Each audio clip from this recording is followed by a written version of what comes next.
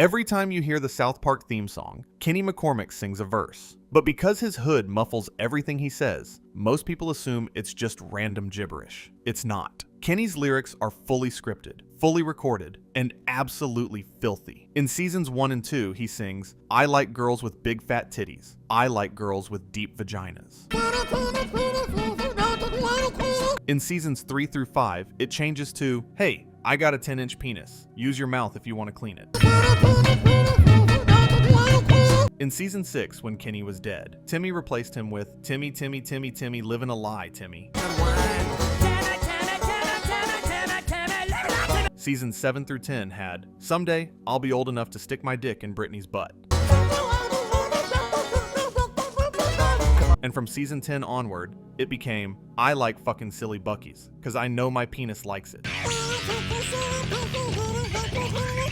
None of these lines were ever censored because Kenny's hood made them unintelligible to the average viewer. Matt Stone, who voices Kenny, has confirmed that he reads from an actual script when recording those lines. But the audience was never meant to understand them. It's more fun to fill in the gaps. The show was essentially broadcasting some of the most obscene lyrics on television every single week, and nobody could hear them. That's the genius of South Park. Disney has hidden Mickeys. South Park has hidden aliens. Starting from the very first episode, Cartman gets an anal probe. Trey Parker and Matt Stone began hiding small alien figures, known as visitors, in the background of nearly every episode. They're tucked behind buildings, hidden in crowds, disguised as objects on shelves, lurking behind trees, painted on walls, and blended into furniture. In some episodes, they're easy to spot. In others, you'd need to freeze frame and zoom in to find them. As of now, hidden aliens have appeared in over 75 episodes, and fans have cataloged hundreds of individual sightings. Sometimes the alien is a full figure. Other times, it's just the head, or a silhouette, or even a door handle shaped like an alien face. These aliens aren't random. They're a production tradition that has lasted nearly 3 decades, a quiet game between the show's creators and its most obsessive fans. Here's a fact that sounds impossible until you see it documented. Every single episode of South Park is written, voiced, animated, and fully completed in approximately 6 days. Not 6 months, not 6 weeks, 6 days. This was captured in the 2011 documentary, 6 Days to Air, The Making of South Park, which followed the production of the season 15 premiere, Human Centipede. The documentary shows Trey Parker pacing around the writer's room like, in his own words, an injured animal, trying to come up with ideas on a Thursday for an episode that needs to air the following Wednesday. By Tuesday night, the staff pulls an all-nighter, with Parker still writing and rewriting the script, while the animators are simultaneously building scenes around incomplete dialogue. The finished episode is typically delivered to Comedy Central just hours before it airs. Parker has said that more often than not, he's disappointed with the finished product, but the deadline forces him to let go. And he believes this pressure is what keeps the show sharp. Without the deadline, he'd never stop tinkering. South Park has only ever missed a single deadline in its entire run. That happened in 2013 during season 17, when a car accident knocked out power to the studio. Parker and Stone have admitted it was serendipitous because they weren't going to make the deadline anyway. The 6-day turnaround is also what allows South Park to be the most topically responsive scripted show on television. Events that happen on a Monday can appear in an episode by Wednesday. South Park didn't start as a TV show. It started as 2 crude animated short films, both titled The Spirit of Christmas. The first, made in 1992 while Trey Parker and Matt Stone were still at the University of Colorado, features 4 boys who build a snowman that comes to life and starts killing people. They ask baby Jesus for help. In this original short, the character who would become Cartman is actually called Kenny, and the character who dies is an unnamed boy in a blue hat. The animation was made with actual construction paper, scissors, and a Super 8 camera. In 1995, Fox executive Brian Graydon paid Parker and Stone to create a second short as a video Christmas card. This version featured Jesus fighting Santa Claus over who owns Christmas, and it's the version that went genuinely viral. This was 1995, before YouTube, before social media. The short was copied onto VHS tapes and passed around Hollywood. Copies upon copies were made, sometimes by people who didn't even know who created it. Graydon sent it to a production house where it was duplicated nearly 100 times. it became one of the first true viral videos in history. Eventually, Comedy Central saw it and took a chance. The rest is 28 years of television history. Trey Parker's full legal name is Randolph Severn Parker III. His nickname Trey refers to the fact that he's the third generation to carry the name Randolph Parker. Trey means three. It's a family tradition compressed into a nickname, and it's the name the entire world knows him by. Parker was born in Conifer, Colorado, grew up shy, got decent grades, was in honors classes, and idolized Monty Python from the 3rd grade onward. In 6th grade, he wrote a sketch called The Dentist for his school talent show. It involved so much fake blood that the kindergartners in the audience started crying, and his parents were called to the school. That moment basically predicted his entire career. Eric Cartman is partially named after and based on Matt Cartman, a high school classmate of Trey Parker's who remains friends with both Parker and Stone. The name Cartman is essentially Cartman with the letters slightly rearranged, but the character's personality is based on something much broader. Parker and Stone have described Cartman as a little Archie Bunker, saying that creating him as a little 8-year-old fat kid made it easier to portray a Bunker-like character in an era of political correctness. Parker has also noted that when developing the character, they realized that everyone either remembers an annoying fat kid from their childhood, or they were that kid. And despite being the most morally reprehensible character on the show, Parker and Stone have repeatedly stated that Cartman is their favorite character, and the one they identify with the most. Parker has said, "There's a big part of me that's Eric Cartman. He's both of our dark sides, the things we'd never say." Cartman's mother is named Leanne Cartman.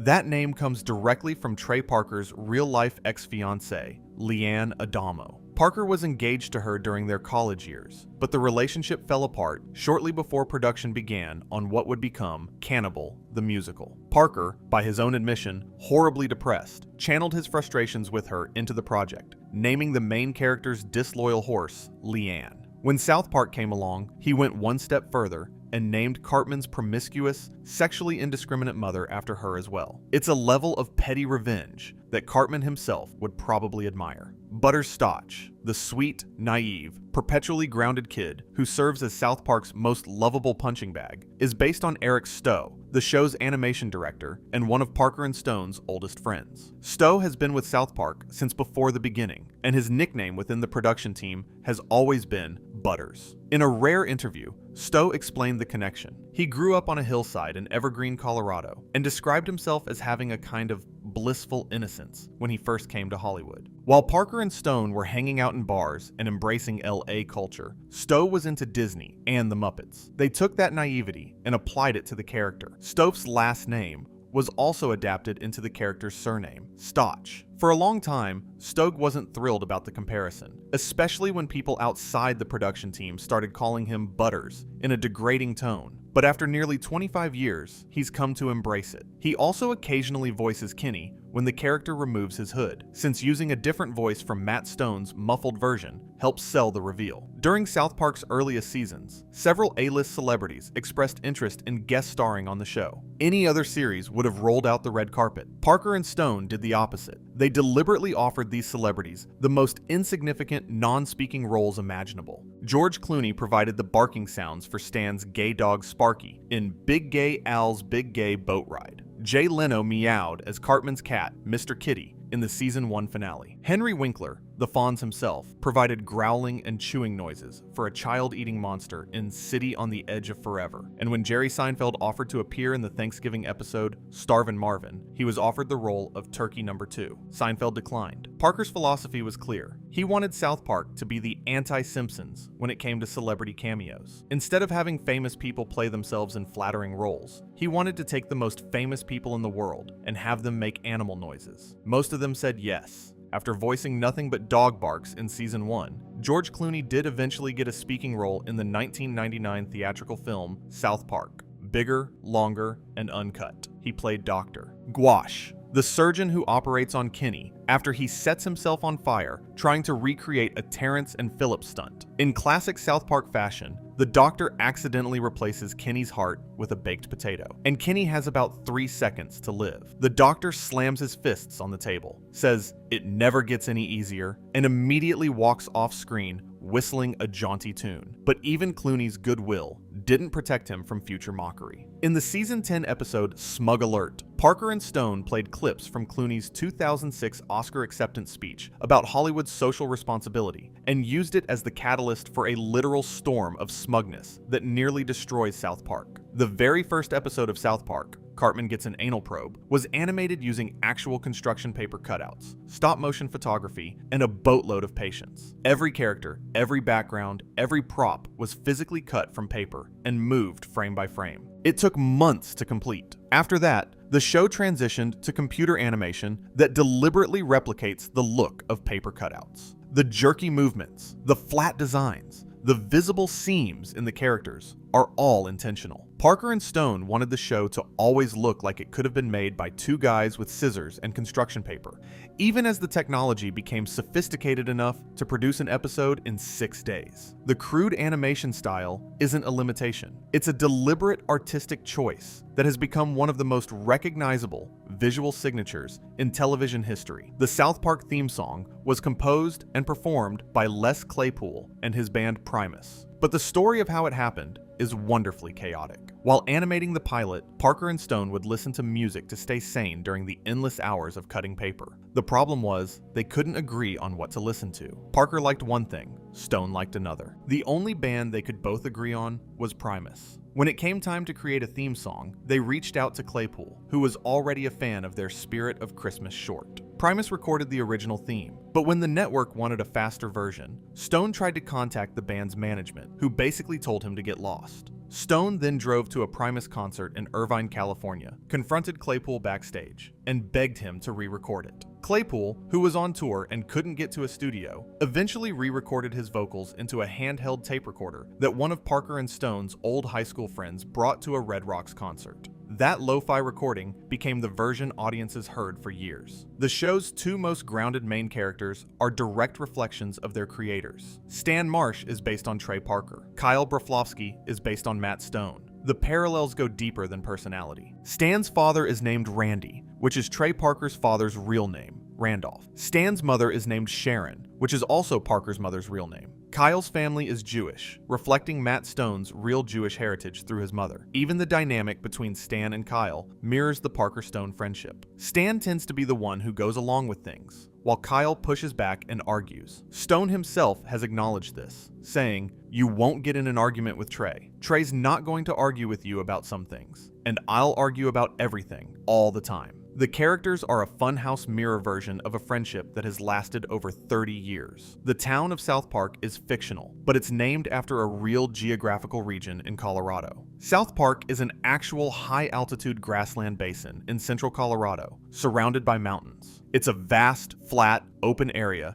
at around 9,000 feet elevation, and it's one of 3 large parks in Colorado, the others being Middle Park and North Park. Trey Parker grew up in Conifer, Colorado, which is near the South Park region, and he would have been familiar with the name from childhood. The real South Park is sparsely populated, cold, and surrounded by wilderness. There's even a small community called Fairplay in the heart of the basin. There's no elementary school full of foul-mouthed children, but the geography and the isolation of the real place perfectly match the feel of the show. In the early seasons of South Park, Kenny was killed in nearly every episode. The running gag of Stan saying, "Oh my God, they killed Kenny," followed by Kyle responding, "You bastards," became one of the show's most iconic catchphrases. But this wasn't just a recurring joke. It was originally a contractual element of the show's format. Parker and Stone felt that having a character die every week was essential to the show's anarchic energy. Kenny was crushed, impaled, exploded, eaten, electrocuted, shot, burned, and killed in ways that defied both physics and good taste. But by season 5, Parker and Stone were running out of creative ways to kill him. In the episode Kenny Dies, they permanently killed Kenny off. He stayed dead for the entire 6th season and was replaced in the group dynamic by Butters and later Timmy. Kenny returned at the end of season 6 with no explanation, and from that point on, his deaths became less frequent but more meaningful when they occurred. Here's something a lot of casual viewers don't realize. Kenny's ability to die and come back isn't just a running gag. The show actually gave it a canonical, in-universe explanation. Kenny's parents were once members of the Cult of Cthulhu. Because of their involvement, Kenny is cursed to die and be reborn repeatedly. Every time Kenny dies, his mother gives birth to him again, and he wakes up in his bed the next morning as if nothing happened. The darkest part of this mythology is that Kenny is fully aware of his deaths and remembers every single one. When he tries to tell people about it, they either can't understand him through his hood, or they simply forget. In the Coon and Friends trilogy, Kenny as Mysterion desperately tries to make his friends understand what he goes through, screaming that he's experienced death over and over, and nobody remembers. It's played for comedy on the surface, but underneath, it's one of the show's most genuinely dark and tragic character details. The 1999 film, South Park, Bigger, Longer, and Uncut, received 6 separate rejections from the MPAA before finally securing an R rating instead of the dreaded NC-17. Each time the film was submitted, the ratings board demanded cuts. Each time Parker and Stone made cuts, they replaced the removed content with something even more offensive. The filmmakers later described the process as a war of attrition. Matt Stone recalled that the negotiations became absurd, with some anonymous MPAA representatives saying things like, "Okay, one rim job reference is acceptable. The film's title itself is a dirty joke." Bigger, Longer, and Uncut is exactly what it sounds like. And Parker and Stone chose it specifically because they knew the MPAA couldn't reject a title without admitting they understood the innuendo. The film was ultimately nominated for an Academy Award for Best Original Song for Blame Canada, making it one of the few R-rated animated films to ever receive an Oscar nomination. When South Park, Bigger, Longer, and Uncut was nominated for an Oscar, Trey Parker and Matt Stone showed up to the 2000 Academy Awards ceremony wearing the same dresses that Jennifer Lopez and Gwyneth Paltrow had worn to the previous year's ceremony. They have since admitted they were on acid at the time. Parker wore a replica of Lopez's plunging green Versace dress. Stone wore a recreation of Paltrow's pink Ralph Lauren gown. Their publicist was reportedly horrified. The pair later said they just thought it would be funny, and that the acid probably contributed to how committed they were to the bit. They didn't win the Oscar. Phil Collins won for You'll Be in My Heart from Tarzan, which Parker and Stone parodied mercilessly in the season 4 episode Timmy 2000, portraying Collins as an attention-seeking, Oscar-obsessed nuisance. The catchphrase, "Oh my God, they killed Kenny," originated from a real incident. When Parker and Stone were in college, they had a friend named Kenny who would show up to parties, get extremely drunk, and disappear. The next day, nobody would remember seeing him leave, and the group would joke, "Oh my God, we killed Kenny." The joke made its way into the spirit of Christmas shorts, and eventually became the defining recurring bit of the show's first 5 seasons. Isaac Hayes voiced Chef, the smooth-talking, soul-singing school cafeteria worker, for the first 9 seasons of South Park. Chef was one of the show's most beloved characters, the only adult the boys consistently trusted. But in 2005, the episode Trapped in the Closet savagely satirized the Church of Scientology, of which Hayes was a member. Hayes reportedly had no issue with South Park mocking Christianity, Judaism, Islam, or any other religion over the years, but drew the line at Scientology. He quit the show in March 2006, releasing a statement that he could no longer be associated with a show that displayed bigotry and religious intolerance. Parker and Stone responded by pointing out that Hayes had been perfectly fine with the show's treatment of every other religion for nearly a decade. In retaliation, they killed Chef off in the season 10 premiere The Return of Chef by having him brainwashed by a cult called the Super Adventure Club, then graphically killed by falling off a bridge, being mauled by a mountain lion, and impaled on a tree. His dialogue in the episode was spliced together from recordings of previous seasons. Trapped in the Closet didn't just cost South Park its chef, it triggered one of the biggest censorship battles in the show's history. The episode depicted Scientology leader Tom Cruise literally refusing to come out of a closet, while Stan was declared the reincarnation of L. Ron Hubbard. All the credits at the end of the episode listed every person as either John Smith or Jane Smith to preemptively protect the production team from potential legal action. When the episode was supposed to rerun in March 2006, it was pulled from the schedule. Reports at the time suggested that Tom Cruise threatened to not promote Mission Impossible 3 if Viacom, which owns both Comedy Central and Paramount, allowed the rerun. Parker and Stone released a statement so perfectly South Park that it deserves to be remembered. So Scientology, you may have won this battle, but the million-year war for Earth has just begun. The episode eventually re-aired and is now considered one of the most significant episodes in the show's history. In several episodes, eagle-eyed viewers can spot the letters DVDA hidden in the background. In the Season 2 episode Clubhouses, a teenage girl is wearing a DVDA t-shirt. DVDA is the name of a band formed by Trey Parker and Matt Stone. They've performed several songs heard both in and outside of South Park. The name itself originated from their 1997 film Orgasmo, and it's an abbreviation for a pornographic term that we absolutely are not going to spell out. The fact that they hid references to their own explicit side project in an already explicit cartoon is peak Parker and Stone energy. Mary Kay Bergman voiced the majority of South Park's female characters during the show's first 3 seasons. She played Leanne Cartman, Sheila Broflovsky, Wendy Testaberger, Principal Victoria, Mayor McDaniels, and dozens of other women and children. She was also, simultaneously, the voice of numerous Disney characters, including Snow White, and was credited on South Park under the alias Shannon Cassidy to protect her Disney career. On November 11, 1999, Bergman died by suicide. She was 38 years old. Her death sent shockwaves through the production team. Parker and Stone dedicated the season 3 finale to her memory. Replacing a single voice actor who performed nearly every female voice on the show was an enormous challenge. Mona Marshall and Eliza Schneider stepped in, with Schneider later being replaced by April Stewart after season 7. The show carries Bergman's DNA in every female character that existed before 2000. In the season 2 episode, Prehistoric Iceman, the number A113 appears on the side of a helicopter. A 113 is one of the most famous Easter eggs in animation history. It refers to a classroom at the California Institute of the Arts, where many legendary animators studied, including John Lasseter, Brad Bird, Tim Burton, and others. A 113 has appeared in nearly every Pixar film, most Disney animated features,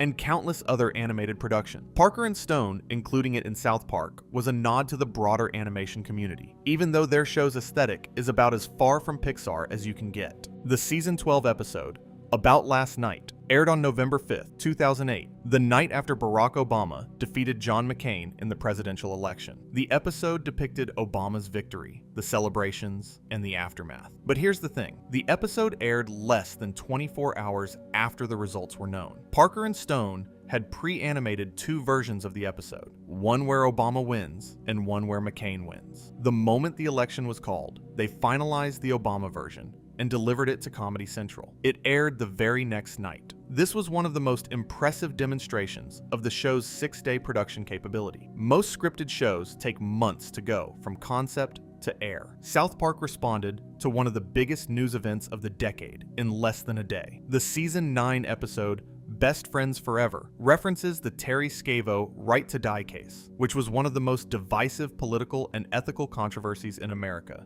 during 2005. The episode originally aired on March 30th, 2005. Terry Schiavo died less than 12 hours later. The episode depicted Kenny in a persistent vegetative state, with Cartman fighting to keep him on life support so he could inherit his PSP, while Kyle argued for the right to let Kenny die with dignity. It was a razor-sharp satire that arrived at the exact cultural moment when America was most divided over the issue. The timing was so precise that many viewers assumed it must have been planned. But given the show's 1-week production schedule, Parker and Stone would have been writing the episode while the real-life drama was still unfolding. The episode won the Emmy Award for Outstanding Animated Program that year. The season 7 finale, It's Christmas in Canada, originally aired on December 17th, 2003. In the episode, the boys travel to Canada and discover a small, nervous dictator hiding in a spider hole. This is a direct reference to the capture of Saddam Hussein, who was found hiding in a spider hole near Tikrit, Iraq,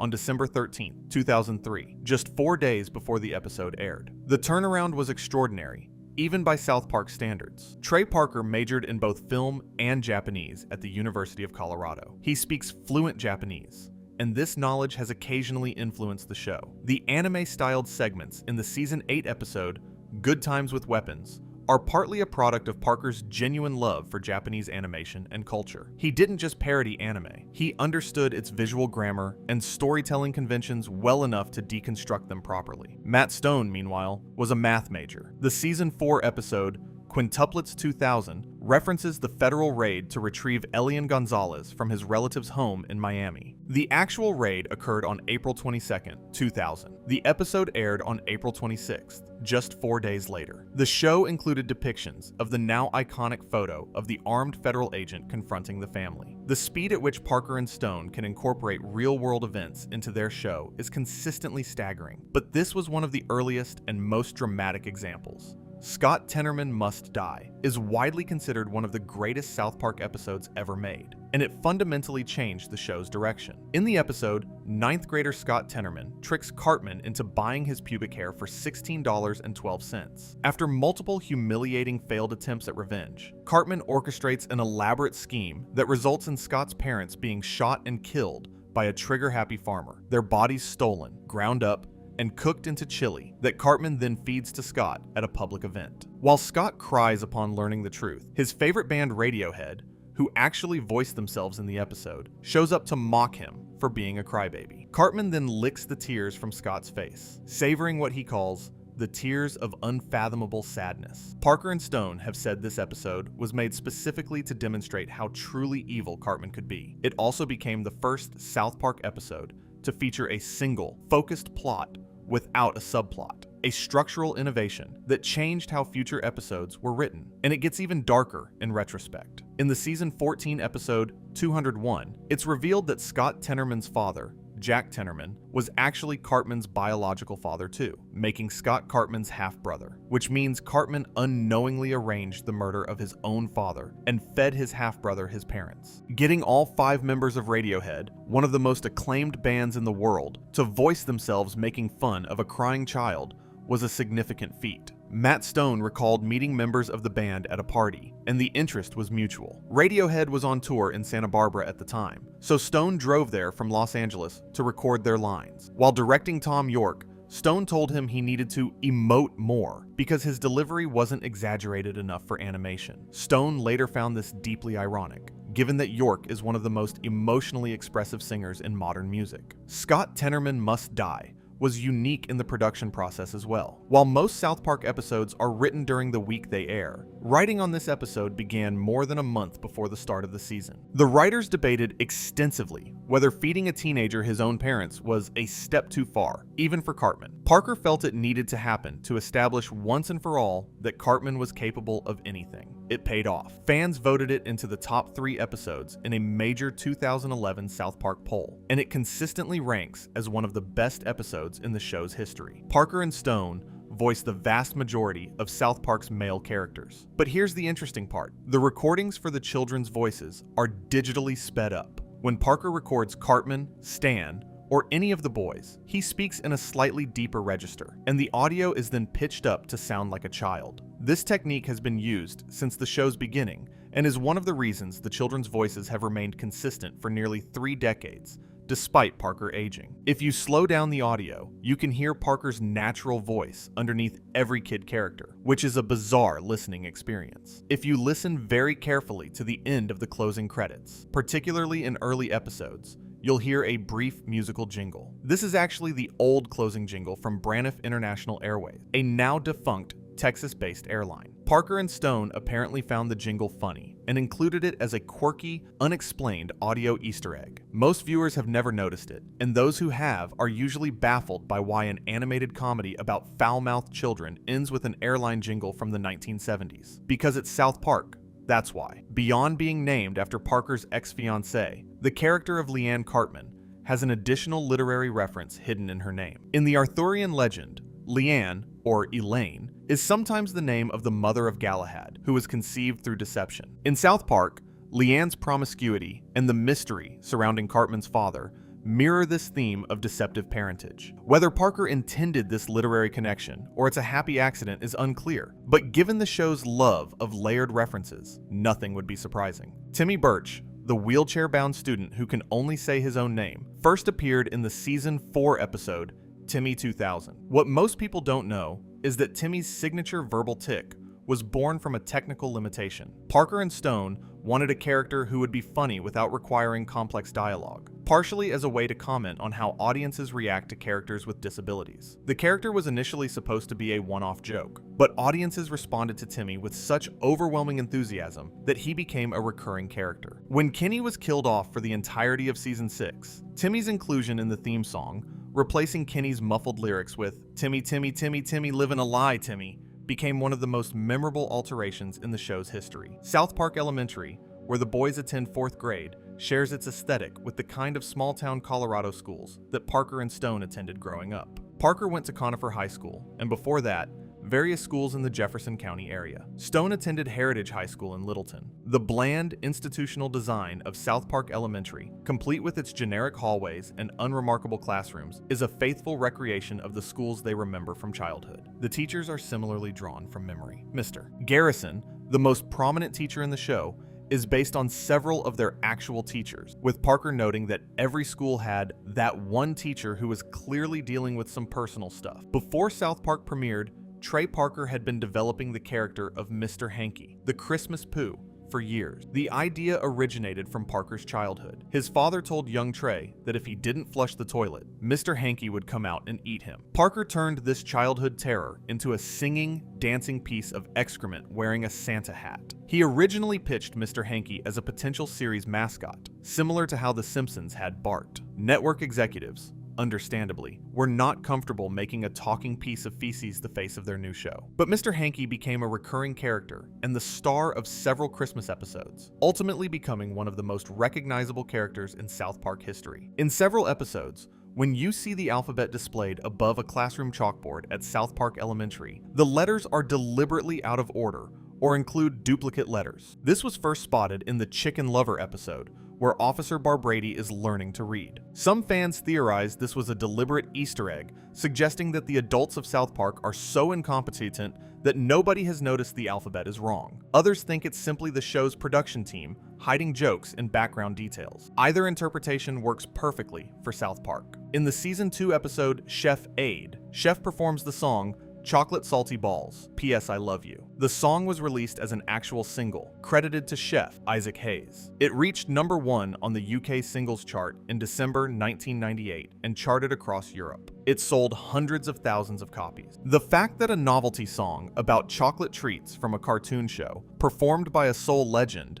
topped the charts in multiple countries is one of the most delightfully absurd footnotes in music history. Nearly every early South Park episode ends with one of the boys delivering a moral speech that begins with, "You know, I learned something today." This format was established in the show's earliest episodes as a deliberate parody of after-school specials and morality-driven children's programming. The joke is that the moral is usually delivered after 22 minutes of absolute depravity, making the sudden sincerity feel absurd. Over the years, the "I learned something today" speeches have become less frequent, but when they do appear, they often contain some of the show's most genuinely insightful social commentary, hidden beneath layers of irony. The Season 4 episode Pip is a fully animated retelling of Charles Dickens' Great Expectations, starring the recurring British character Pip. It featured Malcolm McDowell in a live-action narration role, and it completely abandoned all of the show's main characters and setting. Parker and Stone have openly stated that they consider it one of the show's worst episodes. Fans agree. It consistently ranks at or near the bottom of every episode ranking. Parker later admitted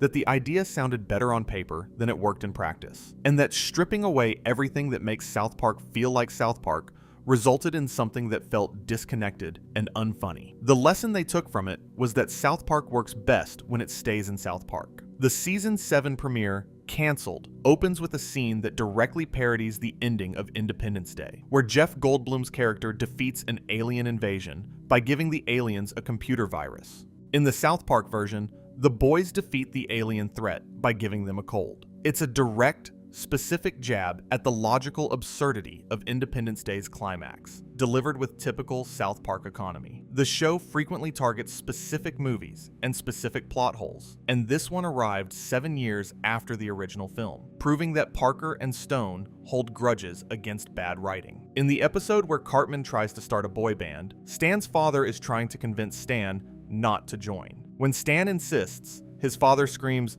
"No!" and smashes a china cabinet full of dishes. That audio clip is actually taken directly from the film Star Trek: First Contact, where Captain Picard has his famous breakdown scene. The show regularly borrows audio from films and recontexts it for comedic effect. And unless you're specifically listening for it, you'd never catch the reference. In the Imagination Land trilogy, when terrorists first attack the realm of imagination, Ronald McDonald is shown missing an arm and walking over to pick it up. This is a direct recreation of the D-Day beach landing sequence in Saving Private Ryan, where a soldier picks up his own severed arm in nearly identical fashion. Using a corporate mascot to recreate one of the most harrowing war sequences in cinema history is exactly the kind of tonal whiplash that South Park does better than any other show. Before becoming one of the biggest comedy stars in Hollywood, Bill Hader worked extensively behind the scenes on South Park. He joined as a writing consultant in season 12 and has been credited as a producer on multiple episodes. But he also performed numerous voice roles,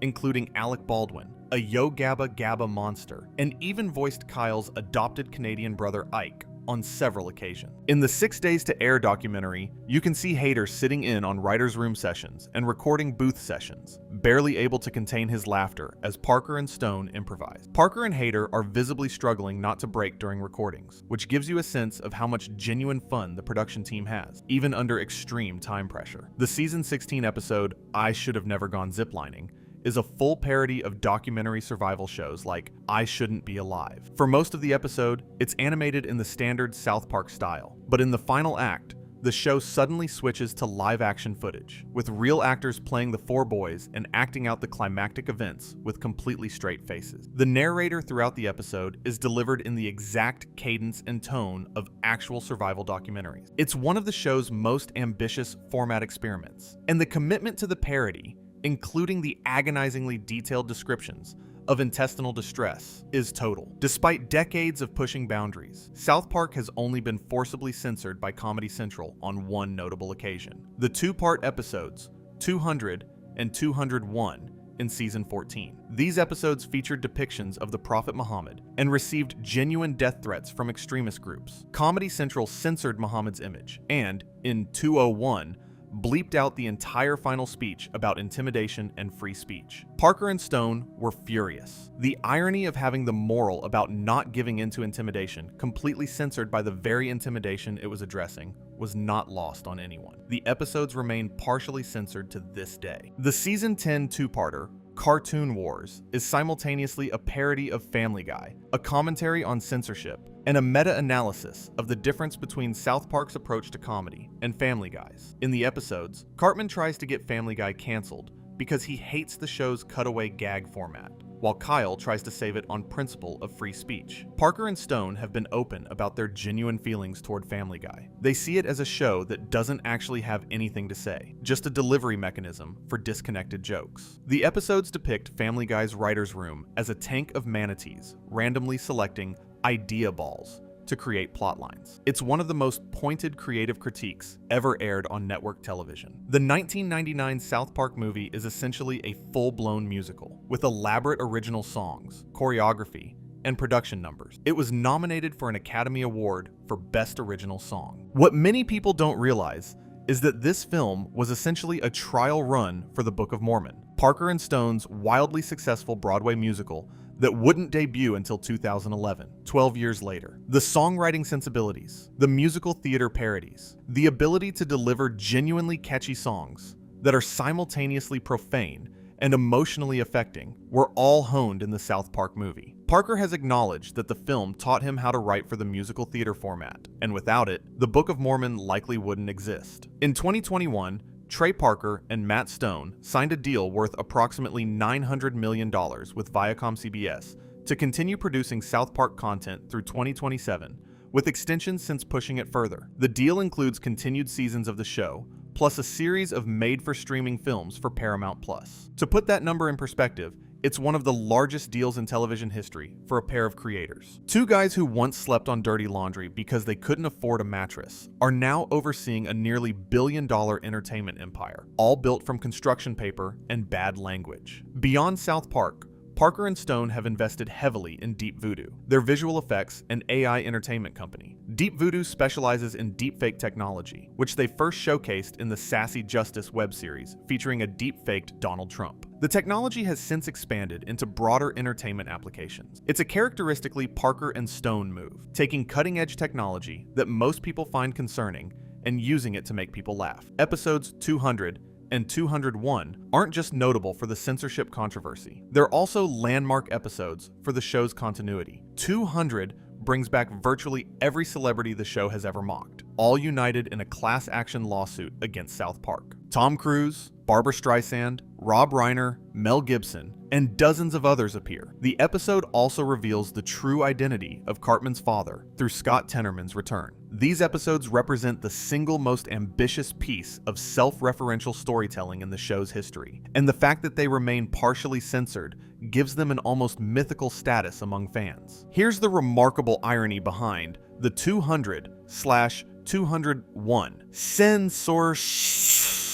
The Prophet Muhammad had already appeared on South Park, completely uncensored, in the season 5 episode Super Best Friends, which aired in 2001. In that episode, Muhammad is depicted as a member of a superhero team alongside Jesus, Buddha, Krishna, Joseph Smith, Moses, Lao Tzu, and Seaman. He speaks, he uses fire powers, and he fights alongside the other religious figures. Nobody objected. The episode aired without controversy. It was only years later, after the Danish cartoon controversy in 2005 heightened sensitivities around depictions of Muhammad, that the earlier episode was retroactively pulled from streaming platforms and reruns. The season 8 episode, Something Walmart This Way Comes, is a direct parody of Ray Bradbury's classic novel, Something Wicked This Way Comes. In the episode, a massive Walmart arrives in South Park and begins consuming the town's economy and social fabric, much like the sinister carnival in Bradbury's novel. The Walmart itself is depicted as a sentient, evil entity that preys on human weakness. The literary reference is both obvious and surprisingly faithful to Bradbury's themes, which is characteristic of South Park's approach. The show doesn't just reference things, it understands them deeply enough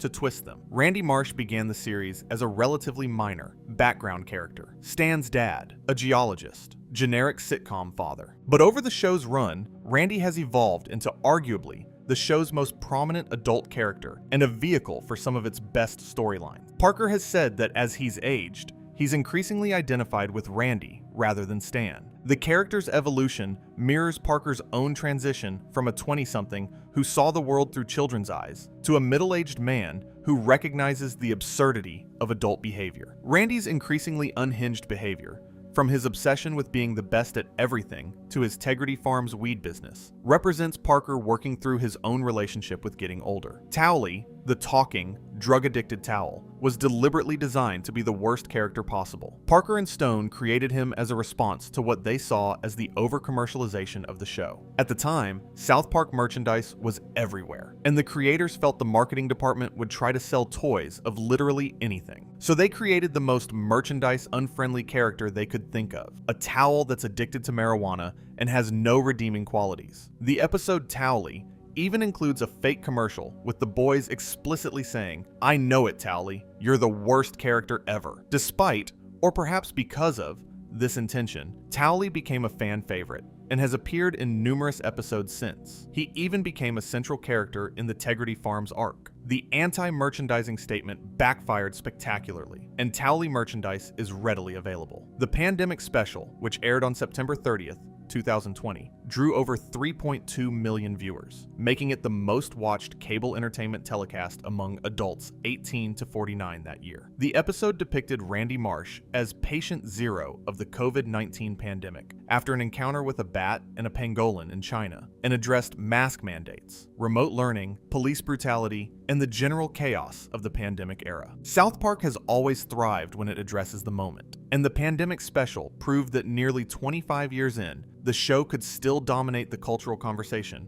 when it wanted to. In certain episodes focused on the goth kids, the standard South Park theme song is replaced with a darkwave version. Instead of the upbeat lyrics sung by Stan, Kyle, Cartman, and Kenny, the goth kids deliver their own morose version. Michael and Henrietta sing Death and Sadness Everywhere, Loneliness and Degradation. Pete contributes Nightmares Every Night, Posers spouting Let's Go Shopping, and Ferkel adds I like spiders, loss, and rain. I'm only happy when I'm in pain. It's one of several variant versions of the theme song that have appeared over the years, each one tailored to the tone of the episode or arc it introduces. When South Park introduced Tegrity Farms in season 22, with Randy Marsh moving the family to a rural marijuana farm, some fans saw a parallel to Parker and Stone's own lives. Both creators have properties in rural areas outside LA, and the Tegrity Farms arc can be read as a commentary on the tension between creative authenticity and commercial success, something Parker and Stone have navigated their entire careers. Randy's constant insistence that he has tegrity while behaving in increasingly corporate and hypocritical ways mirrors the broader cultural phenomenon of brands using authenticity as a marketing tool. The Season 5 episode Cripple Fight features a prolonged fight scene between Timmy and Jimmy that is an almost exact shot-for-shot recreation of the famous alley fight between Keith David and Roddy Piper in John Carpenter's 1988 film They Live. The original fight scene lasts over 5 minutes and is one of the most famous extended fight sequences in cinema history. South Park recreated it beat by beat, blow by blow, using 2 animated characters with disabilities in construction paper animation. It's simultaneously a loving homage and a completely absurd recontextualization. Make Love, Not Warcraft, which aired in 2006, was produced in collaboration with Blizzard Entertainment, the company behind World of Warcraft. Blizzard provided actual game assets and rendered the in-game scenes on their own servers. The episode depicted the boys becoming obsessively addicted to WoW while trying to defeat an unstoppable griefer. It became one of the most iconic episodes in the show's history and won the Emmy for Outstanding Animated Program. The episode is credited with introducing World of Warcraft to millions of viewers who had never played it, and it's become a permanent part of gaming culture. Blizzard has referenced it in-game multiple times. The Season 8 premiere, Good Times with Weapons, features extended sequences animated in full anime style, complete with dramatic speedlines, exaggerated poses, and J-pop inspired music. The boys purchase weapons at a county fair and imagine themselves as anime warriors, and the show's animation shifts between standard South Park style and elaborate anime whenever the boys are lost in their fantasy. What makes the episode brilliant is the contrast. While the boys are having an elaborate fantasy battle, they accidentally throw a ninja star into Butter's eye in real life, and the rest of the episode is about them trying to hide the injury. The anime sequences are genuinely well executed, not just parodies, but actual tributes to the genre. The Season 12 episode, Major Boobage, pays homage to the 1981 animated film Heavy Metal by using rotoscope animation for its fantasy sequences. When characters get high by cheesing, inhaling cat urine, they enter a fantasy world rendered in the same style as Heavy Metal's most famous segments, complete with a warrior woman and psychedelic landscapes. The rotoscoped animation was produced specifically for this episode, making it one of the most visually ambitious South Park episodes ever created. It's a direct, lovingly detailed tribute to a cult animated film, executed by a team that usually works in deliberately crude paper cutout style. The Season 6 episode, Simpsons Already Did It, is one of the most self-aware episodes in the show's history. Butters, as Professor Chaos, keeps trying to come up with evil schemes, only to be told that every idea he has was already done by The Simpsons. The episode is both a genuine acknowledgement of The Simpsons' influence on all animated television, and a meta-commentary on the anxiety of working in a medium that The Simpsons defined. Parker and Stone have a complicated relationship with The Simpsons, simultaneously respecting its legacy, while deliberately trying to differentiate South Park from it in every way possible. All Canadian characters in South Park are animated differently from everyone else. Their heads are split into 2 halves that flap up and down when they speak, like Pac-Man turned on his side. Their eyes are small and beady. Their bodies are slightly different proportion. This is a deliberate, consistent visual choice that has been maintained for the show's entire run. Terrence and Phillip, the Canadian comedy duo, were the first to demonstrate this animation style, and every subsequent Canadian character, including Ike Broflovsky, follows the same rules. It's one of South Park's most recognizable visual gags, and it applies without exception. Every Canadian looks like this. It's international policy. Kyle's baby brother Ike was adopted from Canada, which explains his flapping Canadian head design. But Ike's character has a deeper origin. In the show, Ike is a genius, despite being a toddler. He enters kindergarten and immediately impresses everyone. The character was at least partly inspired by the real-life practice of some parents pushing their children into advanced academics too early. His name, Ike, is short for nothing. It's just Ike. But some fans have noted the coincidence that Ike sounds like it could be a shortened version of Isaac, which would connect to the Hebrew tradition in Kyle's Jewish family. The Season 4 episode, Something You Can Do With Your Finger, features the boys forming a boy band called Finger Bang. During this episode, Stan's dad Randy reveals that he was once in a boy band himself and demonstrates some of his old moves. What makes this episode prescient is its depiction of boy bands as manufactured, corporate products with interchangeable members and zero artistic merit. The episode aired in 2000, right at the peak of NSYNC and Backstreet Boys mania. Years later, the boy band industrial complex would become exactly the cynical, formula-driven machine that South Park predicted. In the early seasons, every time Stan tries to talk to his crush Wendy Testaberger, he gets so nervous that he vomits. This recurring gag was gradually phased out as the show matured, but it was a defining character trait for the first few seasons. It served as one of the most relatable depictions of childhood crushes in animation. The absolute terror of trying to talk to someone you like, rendered as literal physical illness. In season 19, Principal Victoria was suddenly replaced by PC Principal without much fanfare. The in-show explanation was minimal, but the real-world reason was more strategic. Parker and Stone wanted to introduce a character who embodied the hyper-politically correct culture that was emerging in the mid-2000s. PC Principal, a hulking, fraternity bro-style authority figure who enforces progressive language through intimidation and physical violence, became one of the show's most significant characters. He also became something Parker and Stone hadn't fully anticipated, a character who could evolve. PC Principal went from a one-note satire of political correctness to a genuinely complex character who married strong woman and tried to navigate modern parenthood. The season 20 Member Berry arc, which features sentient berries that keep repeating, "Member this, member that," while feeding people comforting nostalgia, was a remarkably prescient commentary on how nostalgia was being weaponized in both entertainment and politics. The Member Berries' constant references to Star Wars, the 80s, and the way things used to be directly paralleled the political messaging of the 2016 presidential campaign, which ran heavily on promises to return to an idealized past. The concept aired in September 2016, weeks before the election, and in hindsight reads like a prophecy. Parker has described The Book of Mormon,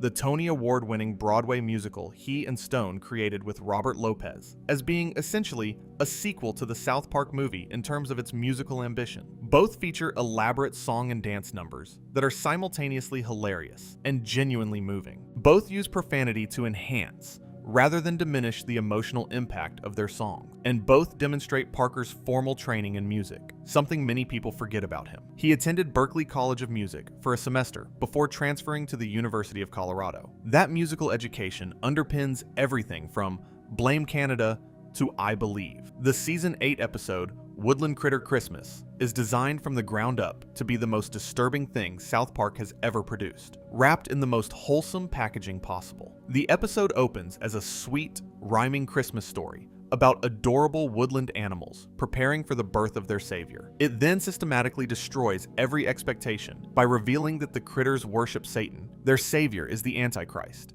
and the critters perform blood orgies in the woods. It's narrated in the style of a children's Christmas special throughout, complete with a sing-song narrator voice provided by Parker, which makes the contrast between form and content almost unbearably uncomfortable. The episode is frequently cited as one of the darkest in the show's history, and it ends with the reveal that the entire story was written by Cartman as a Christmas tale for his class. Mr. Garrison has undergone more character transformations than perhaps any other character in animation history. He started as a closeted gay man with a hand puppet named Mr. Hat. He came out. He transitioned to a woman and became Mrs. Garrison. He transitioned back. He became the show's version of Donald Trump and was elected president. He served as president for multiple seasons. Through all of this, Parker and Stone have used Garrison as a vessel for commenting on identity, public life, and the absurdity of American politics. The character's journey is so convoluted that tracking his personal timeline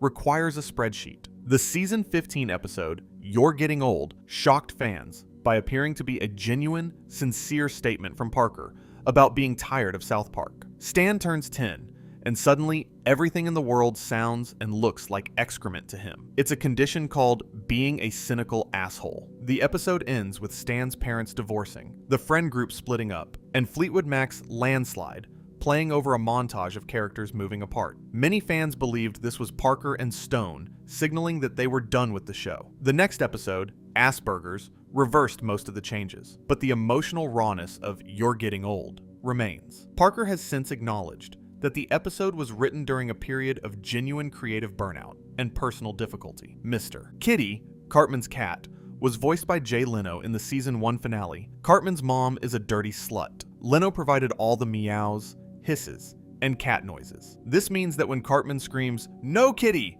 That's my pot pie!" at his cat, he's screaming at one of the most famous television hosts in American history. Leno later returned to voice himself in a later episode, but his defining South Park contribution remains. Cat noises. Casa Bonita is a real restaurant in Lakewood, Colorado, known for its elaborate Mexican-themed interior featuring cliff divers, Black Bart's Cave, puppet shows, and sopapilas. In the season 7 episode, Casa Bonita, Cartman goes to extreme lengths, including faking Butter's death and convincing him the apocalypse has happened, just to take Butter's spot at Kyle's birthday dinner at the restaurant. The episode captures the genuine childhood excitement of going to Casa Bonita, which was a beloved destination for Colorado kids in the 80s and 90s. In 2021, Trey Parker and Matt Stone actually purchased Casa Bonita in real life after it faced financial difficulties during the pandemic. They have since invested millions in renovating it while maintaining its iconic kitsch. The creators of South Park now literally own the restaurant that one of their most beloved episodes is named after. The About Last Night Obama episode wasn't the first time South Park pre-animated 2 versions of an election episode. They've done this multiple times, creating parallel versions depending on the outcome. This requires the animation team to essentially do double the work for scenes that depend on the election result, while keeping all non-result dependent scenes the same. It's a logistical feat that demonstrates the show's commitment to relevance, even at the cost of efficiency. Wendy's Testaburger's surname is a play on words combining testa, Italian for head, and burger. It's essentially head burger, which doesn't mean anything specific, but fits South Park's tradition of giving characters names that are either puns, references, or just slightly off. Her first name may reference Wendy from Peter Pan, fitting the theme of eternal childhood that runs through the show. Or it might just be a name. With South Park, sometimes a name is just a name, and sometimes it's 17 layers deep. Several South Park episodes have been pulled from rotation or are unavailable on streaming platforms. Super Best Friends was removed after the controversies surrounding Muhammad depictions. 200 and 201 remain partially censored. These banned or restricted episodes have taken on a mythical quality in the fandom. Fans trade copies, discuss them in forums, and treat them as forbidden texts. The fact that a show built on absolute creative freedom has episodes that are effectively suppressed is one of the deeper ironies of South Park's existence. In the season 1 episode, Weight Gain 4000, Cartman gains enormous amounts of weight while trying to bulk up. The infomercial he watches is a parody of real weight gain supplement commercials from the 1990s, complete with before and after photos and absurd testimonials. What makes this episode historically significant is that it aired in 1997, making it one of the earliest mainstream critiques of the supplement industry and its predatory marketing toward insecure people. South Park was doing media criticism before most people had the vocabulary for it. The 3-part Imagination Land arc from season 11 functions as a mini-movie, running approximately 66 minutes in total. It features an ensemble cast of fictional characters from across all of human storytelling, from Jesus to Santa to Strawberry Shortcake to Freddy Krueger, all battling in an epic war between imagination's light and dark sides. The trilogy was so elaborate that it was eventually released as a standalone direct-to-DVD film. It contains a subplot about Cartman trying to force Kyle to suck his balls after winning a bet, which somehow runs parallel to an apocalyptic battle for the fate of human creativity, without either storyline feeling out of place. That tonal juggling act is uniquely South Park. Despite his hood being his defining visual trait, Kenny's face has been revealed several times throughout the series. His face is briefly visible in the South Park movie, in the Coon trilogy, and in several other episodes. When unhooded, Kenny is shown to have messy blonde hair and a normal-looking face. The reveal is always treated as significant, partially because the show has trained audiences to accept the hood as permanent. Each unhooding is a small event. The paper cutout animation style wasn't just an aesthetic choice, it was a financial necessity. When Parker and Stone were making the Spirit of Christmas shorts and the pilot episode, they had virtually no budget. Construction paper, scissors, and stop-motion photography were literally the cheapest animation method available to them. When the show was picked up and they transitioned to computer animation, they deliberately maintained the paper cutout look because it had become integral to the show's identity. The jerkiness, the flatness, the visible imperfections were all features, not bugs. Parker and Stone have said they actively resist making the animation too good because the crude aesthetic is part of what gives the show its unique charm and reinforces the feeling that anyone could make it, even if they obviously couldn't. The season 15 episode Funnybot features a robot comedian created by the Germans that becomes the most popular comedian in the world by telling mathematically optimized jokes. The robot eventually decides that the funniest joke of all would be to destroy humanity. It aired in 2011, years before AI-generated content, and the debate about artificial intelligence replacing creative professionals became mainstream concern. The episode's premise, that comedy can be reduced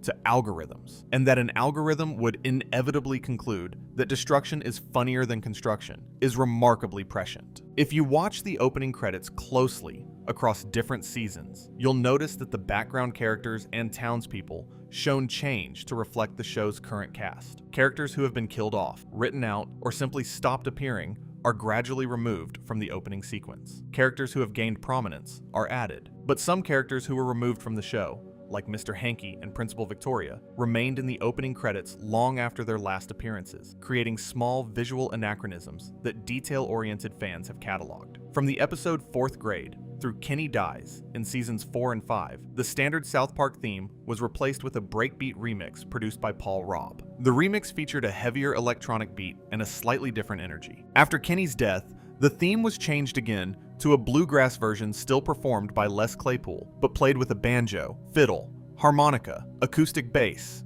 and a washboard. This version was used until mid-season 10. Primus was on hiatus at the time, so Claypool recorded the bluegrass version solo. The theme song has been quietly evolving for nearly 3 decades, with most viewers never noticing the changes. In the 6 Days to Air documentary, it's revealed that Trey Parker has a specific writing ritual that involves consuming large quantities of McDonald's food while working. He orders multiple items, spreads them across his desk, and works through the night fueled by fast food, and notably, Coke Zero. The contrast between the enormous creative output and the mundane, slightly depressing fuel source is itself very South Park. Also visible in the documentary, Parker has a significant Lego collection in his office at South Park Studios. He builds Lego sets while thinking through story problems, claiming that the tactile, structured activity helps him think in a different way. During season 14, he built a massive Lego heavy assault walker that could be seen walking around the studio. He also has an enormous Death Star set that, as of filming,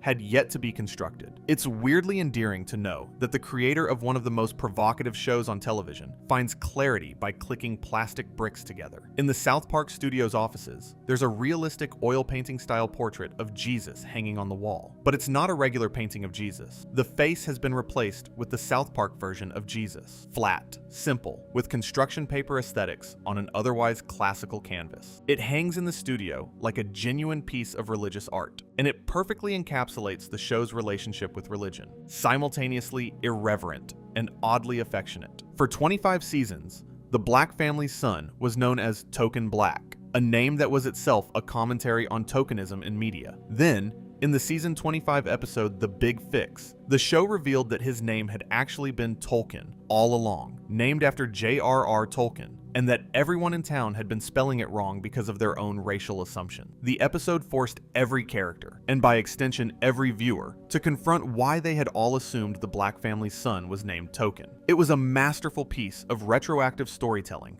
that turned a 25-year-old joke into a commentary on the audience's own biases. Before South Park existed, Parker and Stone wrote and directed Orgasmo, a 1997 film about a Mormon missionary who becomes a porn star. The film was rated NC-17 by the MPAA. Multiple South Park references connect back to Orgasmo, including the DVD-A t-shirt appearances and various background gags. The film also served as a proving ground for Parker and Stone's ability to handle feature-length storytelling and musical elements, skills they'd later deploy in the South Park movie and the Book of Mormon. Orgasmo's budget was partially financed by a Japanese adult film company called Kuki, who wanted to feature their performers in mainstream Western media. Only in the Parker-Stone universe does a pornography company's investment lead to a trajectory that ends with Tony Awards. Parker and Stone's very first feature film was Cannibal, the musical, based on the real story of Alfred Packer, a 19th century prospector accused of cannibalism in Colorado. It was shot on Loveland Pass while the crew froze. Parker starred in,